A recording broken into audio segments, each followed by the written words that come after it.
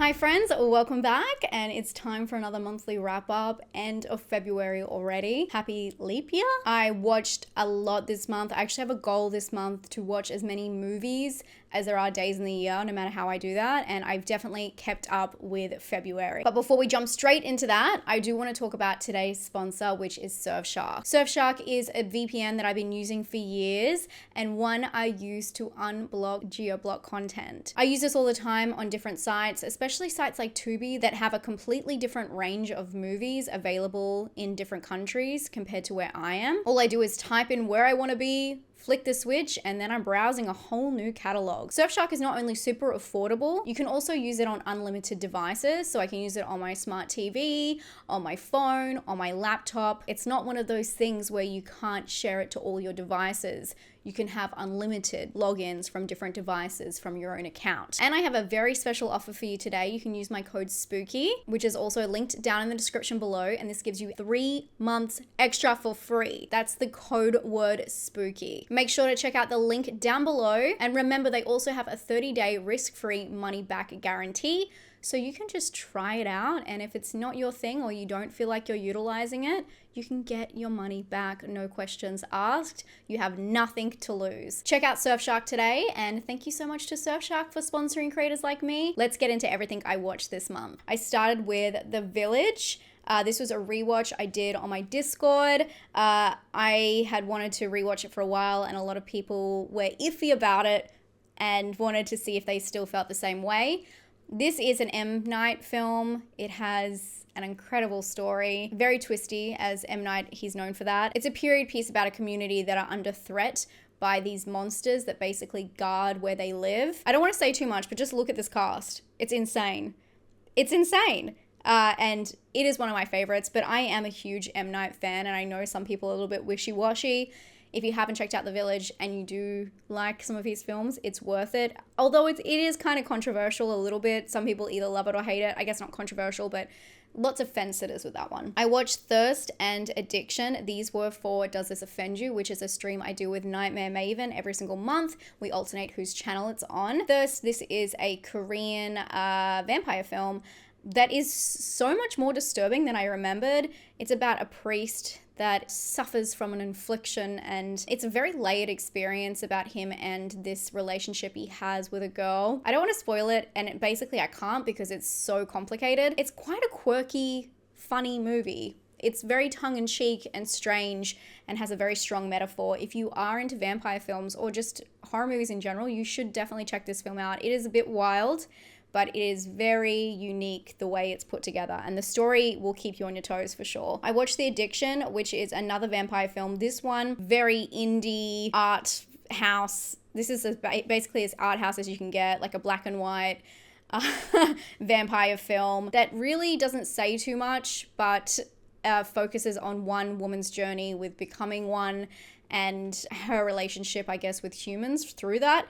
Sounds very basic, kind of is, and a lot of it is ambiguous or just for your own interpretation. It is very art house. I don't know how much I really like this, but you guys tend to love it. I don't know if I'd recommend this one to everybody. If you're really into vampires, probably worth checking out once. This is a smart home horror movie. Not great. It's on Netflix. I think it just hit Netflix recently, about a group of, they're kind of like, I think they call themselves like a nerd pack or something like that. They're coders, and they go into a smart home, and of course they're the only ones who can unsmart it or disarm it. It's kind of like a slasher with a smart home. It's really silly. Characters are very one-dimensional, and yeah, I don't think it's really worth the time. Has some great kills as the setup. The setup is really good. I thought that it was going to go on like that forever, and it really didn't, which was unfortunate. There are some good kills, but I don't think it's worth any of the other material in there. Maybe look for a highlight of just the kill scenes. I watched The Bone Woman. This is a repeat watch for me. I think this film gets better every time I watch it. A beautiful Mexican horror movie about a woman who is trying to fall pregnant and the journey that sets her on to reflect on her life. And then The Bone Woman, that aspect is an entity that seems to be following her. So there's a lot going on in this film. I know a lot of you do go to school for film. If you have to pick something to do an essay on, this film is perfect because it's so layered in her backstory and the way they present the information. We get flashbacks, but also just really subtle nods, and it's a subtle film that has a very strong aftertaste. I think it's a very creepy film that feels super personal. If you haven't checked it out, it hit a lot of people's top horror movies of the year, which was 2022. A lot of people didn't see it until last year though. Look, Vicky gave it 5. So definitely recommend checking that one out. I watched the Midnight Meat Train because I was working on a video. I can't remember what video now, but I was working on a video and I remember this being really good, but on reflection, it is kind of mid. It falls very 2000s horror. It very much identifies with that time. It does star a Bradley Cooper, and I always forget which one he is. I always get Bradley Cooper and Matthew McConaughey like mixed up. It's about a photographer who is kind of baited to take, Spider-Man, take extreme photos, and where that lands him in a murder case. And this has to do with a serial killer who is brutalizing people on a train at night. I think it's a fun horror movie that is just really easy to watch in the background. Kind of feels a little bit like Darkness Falls-esque, but yeah, the story really didn't go places. Bob Marley, here we go. I wanted, as all films I spend my time on, I wanted to love this movie. I went to the local premiere. Bob Marley as a figure, the interesting parts about him and his actual belief system was completely annihilated from this story, or just skipped over. They skipped over all of the important parts, and where the film starts and where the film ends is basically the meat that I didn't need, and I wanted the other information. I feel like it misrepresents him in certain aspects. I understand why. Also, I know that his son was involved with the film, and I understand why he didn't want that certain information to come out. Bob Marley's religion is super interesting, and it has a lot to do with his death, and they didn't include any of that information. They kind of just touched on it. And I just really didn't like how the film was put together. It was a lot of nonsense scenes instead of really impactful things that he had done. And I didn't like it. I really didn't like it. I think a lot of people loved it though, but it didn't work for me. I think the performances were outstanding. Don't get me wrong. The performances were so great. It was flawless, but I just didn't like the way that the film was structured, put together, and also the parts they chose to focus on. And then with anything that happened within those parts that were significant moments in his life, they didn't really give the right time and build up to and have like a nice peak climactic moment. It just felt like something happens at the start of the film and then it's all kind of just coasting along, and I felt like with such a powerful story, it was very misled. That's how I felt on that. Good performances, great performances. That's why I gave it the 2.5, because it was just all performance was amazing. A movie that I watched that is kind of like a hidden gem for you guys.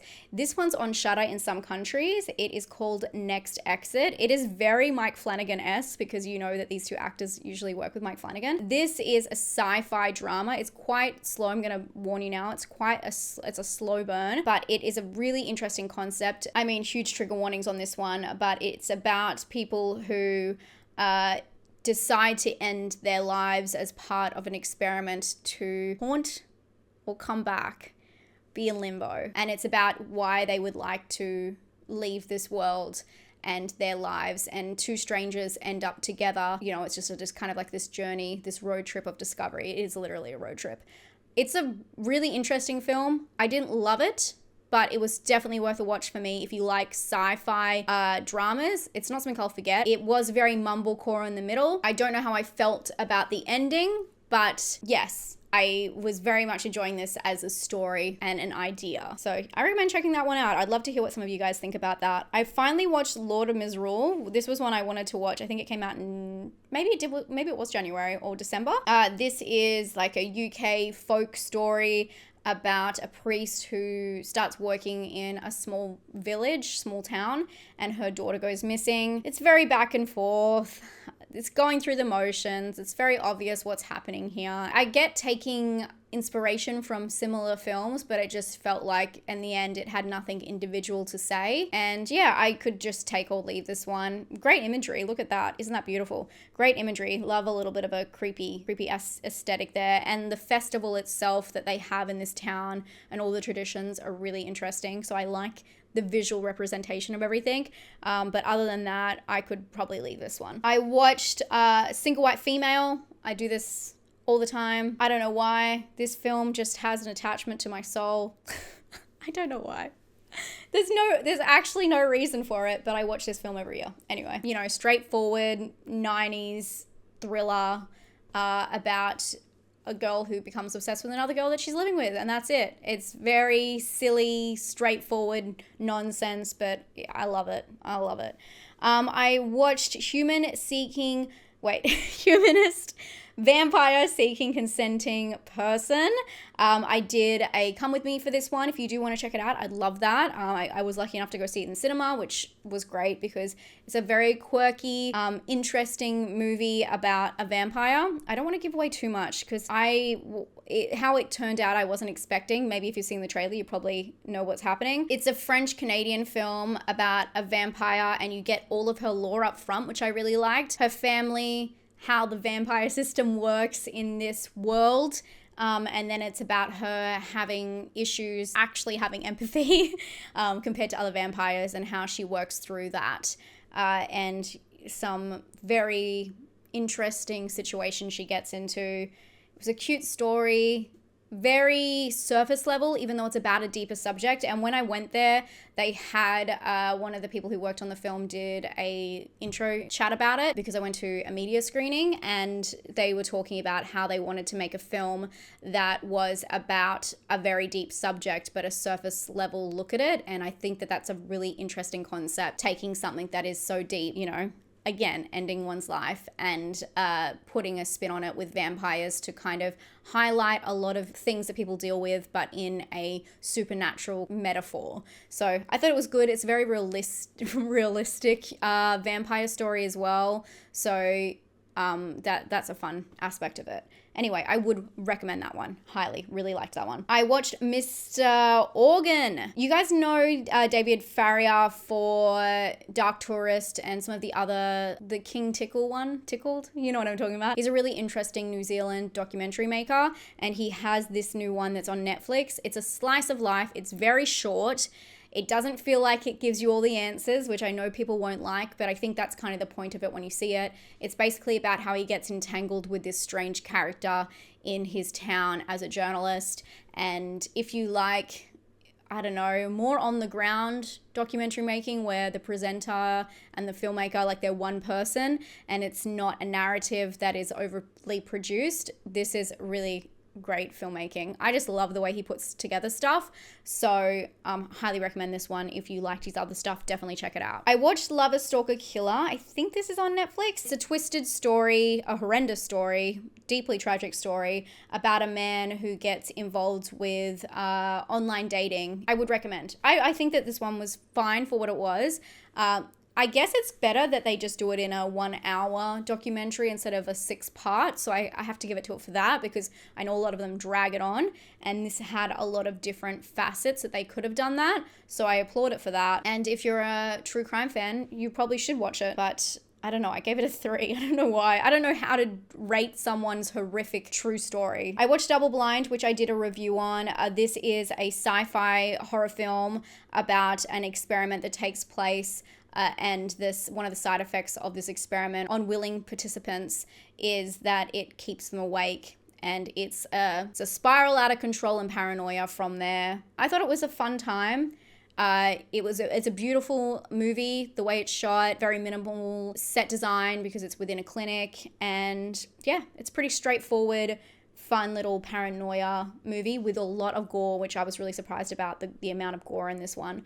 I watched The Zone of Interest. I did not rate this one because if you see that I don't rate things, usually it's because I do Patreon reviews for them. The reason I didn't rate this one was because I still don't know how do you rate this film? For those who don't know, this is the perspective shown from people who live next to a concentration camp and their normalcy through that period. You don't see any of the horrific goings on. You hear some of them, and it's such a wild film. And what I didn't expect from it, I knew it was going to be dry, slow, and just kind of a weird slice of life movie. That's the whole idea of it.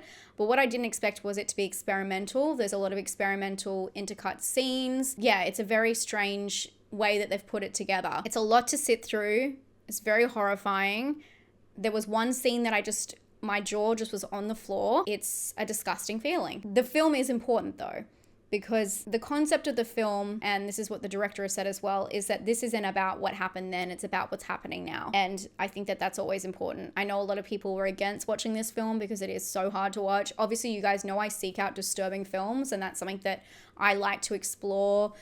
Real life subject matter, especially reality in that way. That's something that I find fascinating, and especially if it's based on a true story.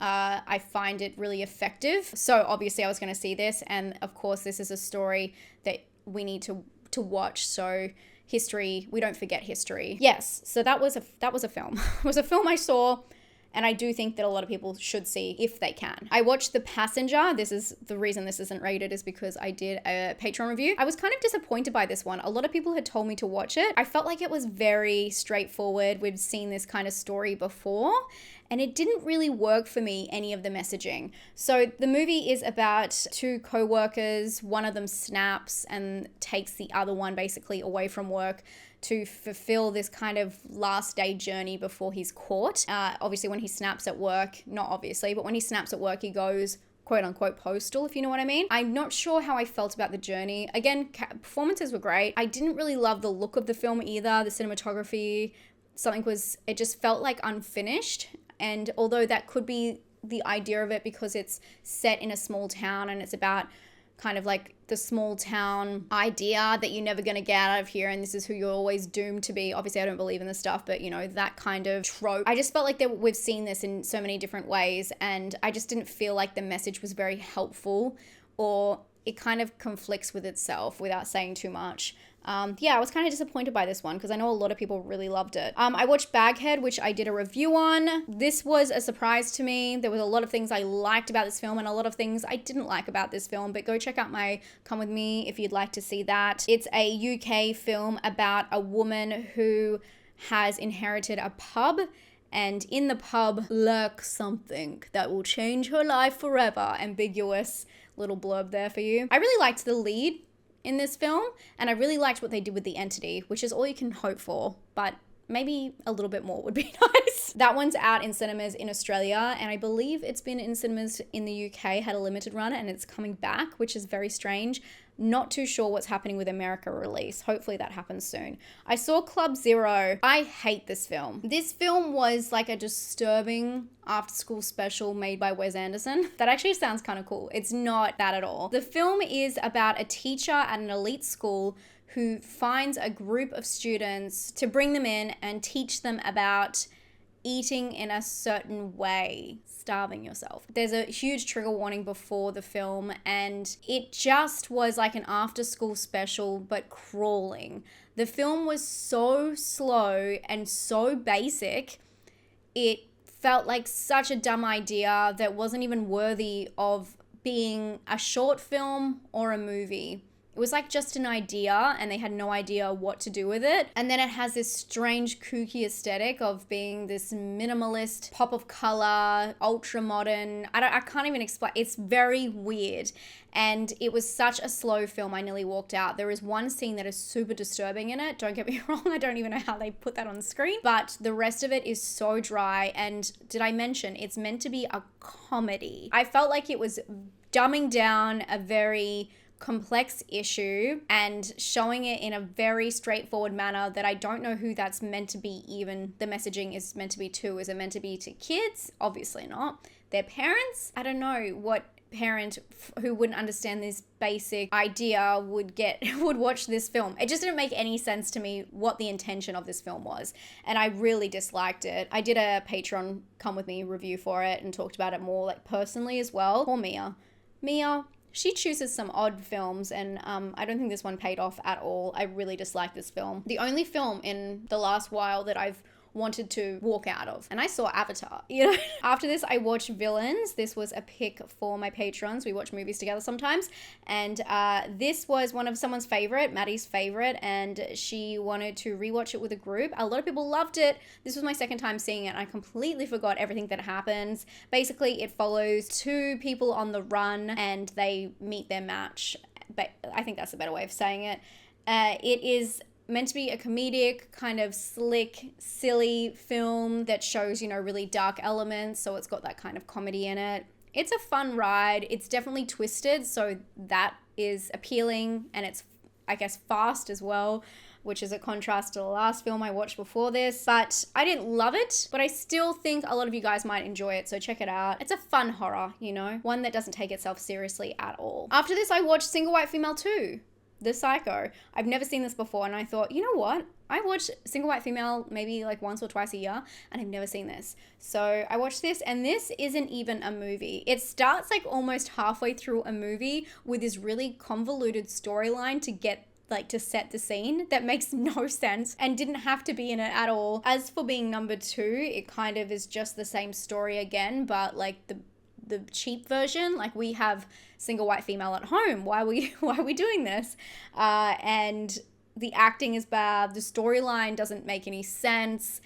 It was a fun ride. What can I say? A lot of sex scenes as well that weren't needed. You can see how low rated this one is. So yeah, now I know, and I don't need to know anymore. I watched this next movie. I'm gonna call it its subtitle, which is The Age of Madness. Yes, because I don't want to get the pronunciation wrong. This is a really interesting Indian film. It's a folk story, which I love. I love me some folk tales.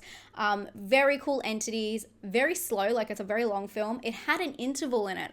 I don't think I've ever been to a modern film at a cinema that had an interval, so that was really cool. It literally came up like, film will start again in 7 minutes.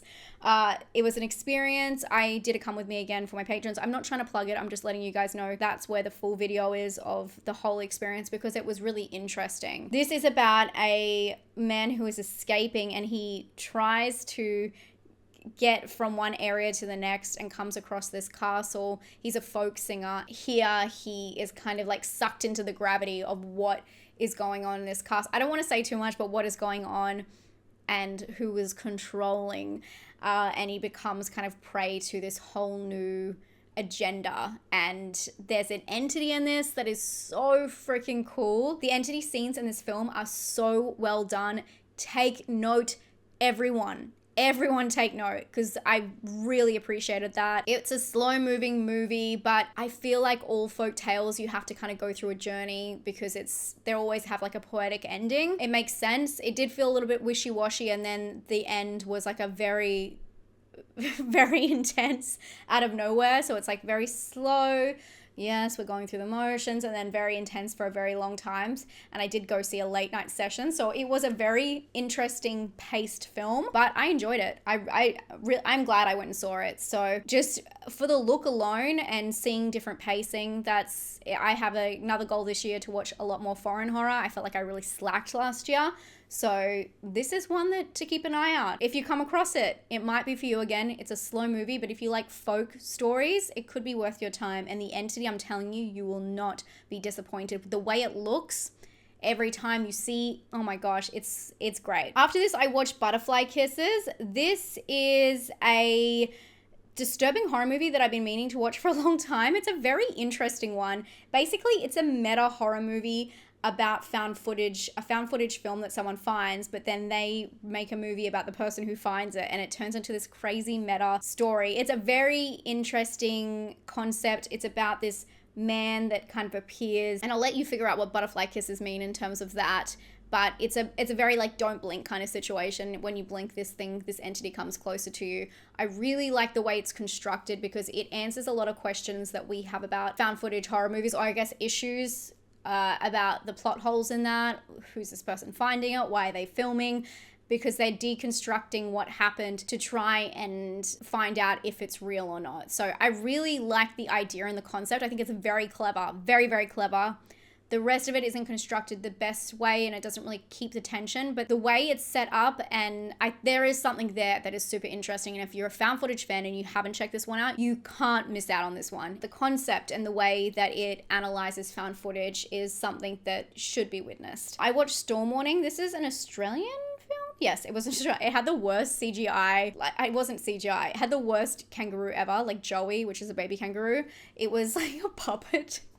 I don't know how to explain what the fuck that was. Anyway, this is a kind of like an Eden Lake story. A couple terrorized by locals when they go on a fishing trip in this one, and back and forth. There is some cool kind of twists in it that I think you guys might enjoy. It's a very disturbing horror movie though. Quite an independent film. It's not well polished or anything like that, but if you're looking to disturb yourself, it definitely takes you there. And it has like a nice little interesting twist on events, on when a couple is ganged up on by people. The way that they approach that is really interesting. Then I watched The Seasoning House. I was trying to watch disturbing films. I'm going to be honest with you. I was trying to watch disturbing films for a list that I was working on, and then I changed up what I was working on because I couldn't find any real gold ones for you. This is a UK film about a house for trafficking, and the story of that. There was a girl who's trafficked and she is deaf, and she comes across another girl in there who can do sign language. That's the plot. Not a great one. Very intense, obviously. Very intense subject matter. I mean, it's definitely disturbing, I'll give you that. Then I watched Drive Away Dolls. This is the new one that's just come out in the cinema. Smart, slick, funny, strange, very strange. Just letting you know, the content of this one, very sexual film about two girls who are on this kind of road trip and find something in their trunk. The film is just silly, nonsense, fun, one-liners, very over the top. It's very short. It's like 84 minutes. Fun, no think movie. No, you don't have to switch on your brain at all. Very fun, very silly, and very gay, which we love. After this, I watched Return to Oz. This is the first time I've ever seen this film.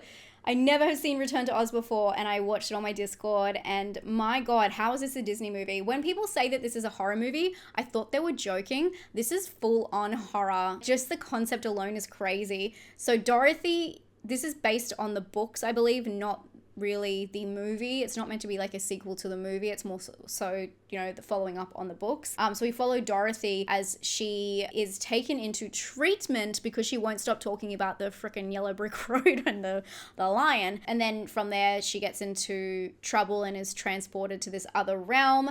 And it's like the flip side of Wizard of Oz. Everything is disturbing as hell. And there's these things called a wheeler. It's such a weird concept. I loved the setup for this film. It's bizarre by nature. I love surrealist content. I love the puppeteering. I love the use of practical. There is a couple of green screens where I thought they would have painted sets, but it is whatever. Everything is nonsensical, which really speaks to me deeply. And it's just erratic and chaotic, which again speaks to me deeply.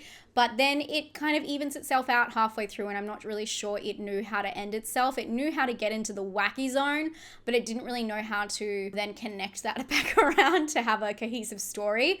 So I feel like it kind of, all of a sudden you're at the end and you're like, oh, we were just getting to like the fun, crazy shit, and now we have to go back to normalcy. Don't like that. So I really liked the setup of it. I think it was fantastic. It exceeded my expectations, the whole thing, especially the pumpkin going, mama, could not. Love it. Totally exceeded my expectations. I didn't know if I'd like that or hate it, and I liked it. And then I had a flight, because I went and saw Taylor Swift, by the way, in Sydney, and on the plane I watched Blue Jean, which I would not recommend watching this on the plane. Sex scenes. Why do they put films on the in-flight entertainment that have insane sex scenes? This is about a gay teacher who is living in England during a time where it's very you know, obviously her lifestyle or who she is expected to be hidden, and her journey of meeting a student who is dealing or mirroring her issues. It was handling the topic in a very sensitive, straightforward manner, and we don't really get a lot of insight into her, except for a couple of like emotional scenes, and I would have liked a little bit more, but I thought it was fine. It was fine. It was a film that I've been waiting to watch a long time. Then I watched The Big Dog, which, why did I watch this on a plane? I can't even, guys, I can't. This is an Australian film. Why? I don't know why they had this on the plane, because this is totally inappropriate. Basically, it's about a man who has been taken advantage by a dominatrix, a financial dom, so who's running his bank account, and then things go wrong. And it's really set across one day, and him trying to make a purchase and then realizing that things may have gotten out of control, and his family's also inside the house. He's dealing with his son who's got issues, and his wife who's like on the brink of finding out, and it's just like this whole, it's meant to be a comedy, but it's, you know, one of those comedies where you're like sweating and you're like just watching this thing unravel in front of you and you feel helpless. It's like a car accident you can't look away from. I thought it was fine. It was an interesting story. I like when those kinds of things are explored that are very taboo by nature. I like that content, obviously. So I thought that was interesting, but a lot of it is, it's just very straightforward and a little bit kind of dry. Again, not really well polished, independent film, but still fun. I'm glad I watched it. On the plane was probably not the greatest idea though, because there's some things that happen that I should not be watching on a plane. Okay, we finally made it to the TV portion of this video. I watched a lot of TV. Not all things I'm proud of. But what I am proud of is I finally, and please no spoilers, I finally got into Succession deep.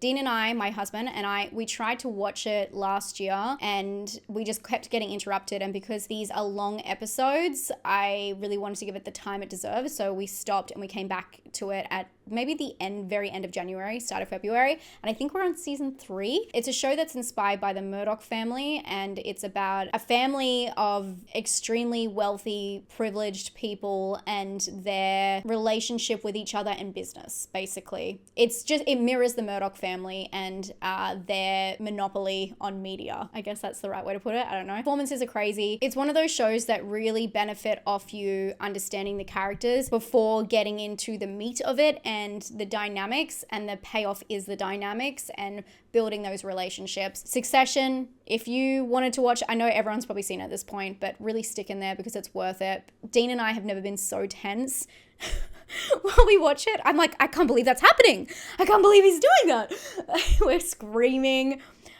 We're both like biting our nails, so that's been really fun to watch, really well put together, and I'm really looking forward to the finale because I've heard it's like very intense. So yes, I'm very excited for that, and I hope to finish it by the end of March, so hopefully I can tell you about it then. The other TV shows I've been watching, I keep up with Vanderpump Rules. For those who don't know, I'm a big Vanderpump fan.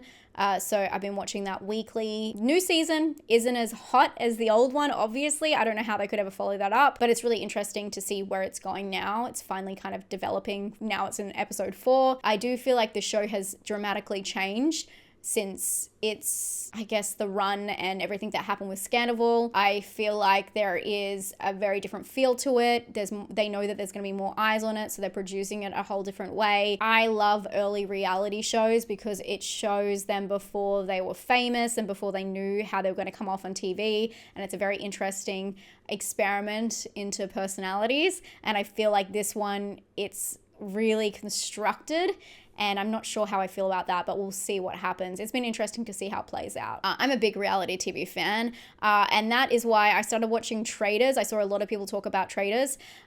This is I believe it started in the UK. It would have to start in the UK. UK reality show about a bunch of people who are put in a castle, kind of like dynamics of The Mole meets Survivor, but in a castle, where they have a bunch of people and then a couple of them are tapped on the shoulder. Basically, first day they're in there, there and told that there are traitors. Basically, they all try and compete in activities to hire the winning pot prize. Then in between all of them, they have these round tables where they try and figure out who the traitor is and vote someone out. And once they voted them out, they can find out if they're a traitor or not. Then the traitors themselves, they get to kill somebody murder someone each of these nights after the round table. So it's this very strange play where they're trying to get the traitors out and the traitors are trying to mislead them. So it's like that kind of dynamic. I'm not into the gaming part of it where they're going out and they're doing these challenges because they all want the prize pot to go up. So I don't really feel like you get much out of that. They always end up making the prize pot a rounded amount anyway. So anyway, I'm going on a tangent about this, but I watched the first season of the UK one and the first season of the US one. The US one is set in the same place as the UK one, which is what they do with a lot of reality TV. UK sets it up. They did it the same with The Circle, literally has the same building, and then people come over and they just repeat the whole season, but with an American cast, which is so crazy. Same set, same game, same everything. So, but it's really interesting seeing the cultural differences between people, because on the UK one, I was really surprised that everyone was so upset all the time. They're crying all the time, which usually it's the opposite, but it's very interesting. So I've been enjoying that and I will keep watching. I think there's an Australian season, there's a New Zealand season, there's got to be another country as well. So I'm gonna keep watching them. I've heard the UK season 2, my friend V, she told me it was like really good. So I'll be watching that. Let me know if you watch Traitors. And I guess let's go into games quickly. I played Little Nightmares for the first time this month. Absolutely loved it. It's the perfect balance for me. People who know what my gameplay is like, you know that I love games that have minimal storyline. Storyline you basically pick up as you're playing, but you don't have to read anything. That, you know, you can take or you can leave. But I also love just beautiful imagery and straightforward, intuitive gameplay, and loved it. It was very much a good transition from Inside and Limbo. It's the same idea where you're just one character following through a landscape and seeing what comes your way and learning different techniques on the way.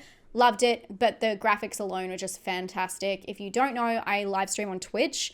I do this multiple times a week and you can come play with me. Come play with me, guys. I love it. We're all about the chaos. You guys make fun of me and I make fun of you, and it's just so much fun. And we all loved playing this game. So it was really, really good. It was a good time. The game we didn't like playing this month, which I have done a highlight reel if you do want to see like how I play. I've done a highlight cut of this on my gaming channel, is the new Silent Hill short message. That game was atrocious. It was such a heavy-handed storyline. It's just very intense. What they do in video games, I had no idea in video games how heavy the content was. I've learned about this when I played Outlast for the first time. I'm like, wow, they can do that? This is more disturbing than any of the disturbing movies I've ever seen. I know it's very different to the other Silent Hills. People were worried it was gonna stop me from playing any other Silent Hills. Don't worry about that. I understand it's a completely different game. You wake up in this apartment building, you need to put together the pieces. There's these really annoying runs in it. It's very puzzle oriented, and yeah, it just annoyed me how hard some of it was, and I ended up cheating. I'm not gonna lie, I ended up cheating.